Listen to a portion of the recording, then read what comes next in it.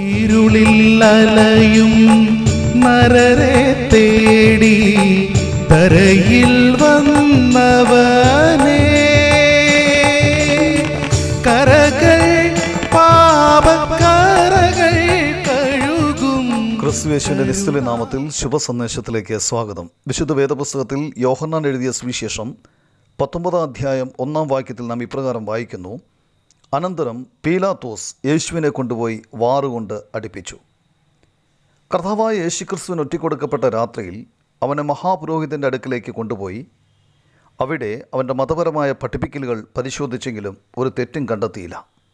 അന്ന് രാത്രി തന്നെ യേശുവിനെ റോമൻ ഗവർണറായ പീലാത്തോസിൻ്റെ അടുത്തേക്ക് കൊണ്ടുപോയി. അദ്ദേഹം യേശുവിൻ്റെ രാഷ്ട്രീയ ഉപദേശങ്ങൾ പരിശോധിച്ചെങ്കിലും ഒരു തെറ്റും കണ്ടെത്തിയില്ല. എന്നിട്ടും പീലാത്തോസ് കർത്താവായ യേശുക്രിസ്തുവിനെ പടയാളികൾക്ക് ഏൽപ്പിക്കുകയും ചാട്ടവാറുകൊണ്ട് അടിപ്പിക്കുകയും ചെയ്തു. പരീശന്മാരും സദൂക്യരും ഹെരോദ്യരും സ്വന്തം ശിഷ്യന്മാരാലും മഹാപുരോഹിതന്മാരാലും പീലാത്തോസിനാലും യേശു നിരപരാധിയാണെന്ന് കണ്ടെത്തിയിട്ടും അവനെ കുറ്റക്കാരനായി പരിഗണിച്ചു. ജനക്കൂട്ടം അവനെ ക്രൂശിക്കുക എന്ന ആരവാരം മുഴക്കി. ഇതെല്ലാം സംഭവിച്ചത് വിശുദ്ധ വേദപുസ്തകത്തിലെ എല്ലാ പ്രവചനങ്ങളും പൂർത്തീകരിക്കപ്പെടാൻ വേണ്ടിയാണ്.